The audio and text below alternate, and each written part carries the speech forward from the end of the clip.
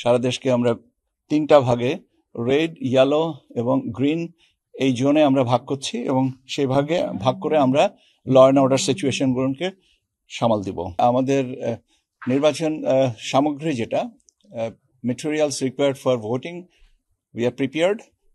আমাদের overseas voters যারা আছেন, আউট অফ কান্ট্রি ভোটিং, সেটা প্রসেসটা চলছে। এটা প্রথম ইনক্লুশন 53 বছরের ইতিহাসে এটা শুনে বলা হয়েছে এবং ওনারাও এটা আমাদের প্রত্যাশিত বিষয়টা সম্পন্ন হবে বলে ওনারাও আশাবাদ করেছেন। আইসিপিভির আওতায় প্রায় 10 লক্ষ দেশের ভিতরে অভ্যন্তরীণ ব্যবস্থায় যারা নিয়োজিত থাকেন তাদেরকে ভোটের সুবিধায় আওতায় আনা হয়েছে, এটাও ওনারা আশাবাদ ব্যক্ত করেছেন আমরা একটা ভালো সমাধানে যেতে পারবো।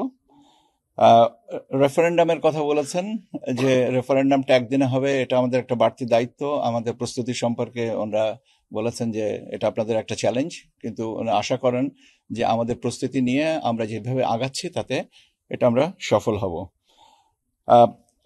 মহিলাদের অংশগ্রহণের বিষয়ে মহিলা ভোটারদের সংখ্যাগত হিসাবগুলো জেনেছেন এবং ওনারা বলেছেন যে এটা ভালো একটা উদ্যোগ। ভোটার লিস্ট আমরা যে সংশোধন করেছি, মৃত ভোটারদেরকে বাদ দেওয়া হয়েছে, এটা শুনেও তারা আশাবাদ ব্যক্ত করেছেন যে এটা একটা ভালো কাজ হয়েছে। তারপরে আমাদেরকে বলেছেন যে ক্রেডিবল ইনফরমেশন, যেটা miss information, disinformation, fake news, এই সমস্ত ব্যাপারে ওনার ঘানার একটা অভিজ্ঞতা শেয়ার করে বললেন যে এরকম ঘটে, কাজে আপনারা সাবধান থাকবেন। আমরা বলেছি আমরা প্রস্তুতি আছে আমাদের এবং আমরা প্রতিনিয়ত গণমাধ্যমের মাধ্যমে আমরা তথ্য সবাইকে জানাচ্ছি এবং আরো পর্যায়ক্রমে আমরা এটাকে স্কেল আপ করবো, সেটাও জানিয়েছি। উনি যেটা মন্তব্য করেছেন যে trust in election system is very important, এটার জন্য প্রচার প্রচারণাটা খুব জরুরি। এখানে আমরা বলেছি যে হ্যাঁ, আমাদের দিক থেকে প্রচার প্রচারণা আছে এবং রাজনৈতিক দলগুলো এ ব্যাপারেও আমাদের সহযোগিতা করবেন বলে আমরা বিশ্বাস করি এবং সেটা করলে একটা আশাবহ এবং আশাব্যঞ্জক আমরা ফলাফল পাব।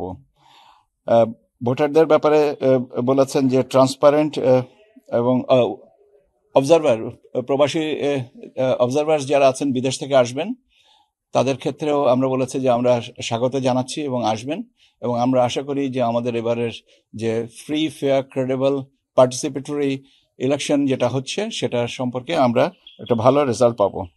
এবং কমনওয়েলথ সেক্রেটারিয়েট সেক্রেটারি জেনারেল মহোদয় উনি স্পেসিফিক করে আমাদেরকে বলেছেন যে ওনার সদস্য সংখ্যা হচ্ছে 56টা দেশ এবং আমরা যদি কোনো সহযোগিতা চাই সেটা ওনারা করার জন্য প্রস্তুত আছেন। ইউকে আমাদেরকে সহযোগিতা করছে শুনে উনি খুশি হয়েছেন। আর আমাদের ল অ্যান্ড অর্ডার সিচুয়েশন সম্পর্কেও জানতে চেয়েছিলেন। আমরা বলেছি যে আমরা পরিস্থিতিগুলোকে সারা দেশকে আমরা 3টা ভাগে রেড, ইয়েলো এবং গ্রিন এই জোনে আমরা ভাগ করছি এবং সেই ভাগে ভাগ করে আমরা ল অ্যান্ড অর্ডার সিচুয়েশনগুলোকে সামাল দিব। এই মোটামুটি ভাবে এইভাবে, এবং উনি আমাদের সাথে অত্যন্ত সৌহার্দ্যপূর্ণ পরিবেশে কথা হয়েছে এবং আমাদের উপরে আস্থা এবং আশাবাদ ব্যক্ত করে আজকের আলোচনা শেষ করেছেন। এটা কজনা পাঠাবেন বা কি ধরনের সহযোগিতা বলেছেন যে যদি আমরা যে কোনো সহযোগিতা চাইলে তাদের সক্ষমতার ভিতরে আমাদেরকে জানাবেন, এটা চাওয়ার দায়িত্বটা আমাদের। আর এখনো পর্যবেক্ষকদের ব্যাপারে না, ওনারা বলছেন যে বিদেশি পর্যবেক্ষকরা আসবেন, তারা নিশ্চয়ই এটাকে আরো ভালোভাবে পর্যালোচনা করে অবস্থানটা বলবেন। সেটা মানে কোনো নির্দিষ্ট কোনো সংখ্যাগত হিসাব হয়নি। বলেছেন যে হতে পারে মানে প্রবাসী যারা, বিদেশি যারা পর্যবেক্ষক আসতেছেন তারা আমাদের এই জিনিসটাকে আরো ক্রেডিবিলিটিটা এস্টাবলিশ করবেন, সেটাই বলেছেন। ওনারা পাঠাতে চাইলে পাঠাবেন পরবর্তীতে, এগুলো পরের ব্যাপার আলোচনা। আজকে এগুলো এই লেভেলে এই সমস্ত ছোটখাটো বিষয় নিয়ে আলোচনা হয় না। আমরা এখনো পর্যন্ত কোনো ধরনের সহযোগিতার কথা বলি নাই, এটা জাস্ট 10 মিনিট আগে একটা আলোচনা শেষ হয়েছে। নিজেদের ভিতরে আলোচনা করে কোথায় আমাদের সহযোগিতা লাগতে পারে বা এই পর্যায়ে কতটুকু সহযোগিতা আমরা নিয়ে আমরা আত্মস্থ করতে পারবো, এর জন্য একটু সময় দিতে হবে।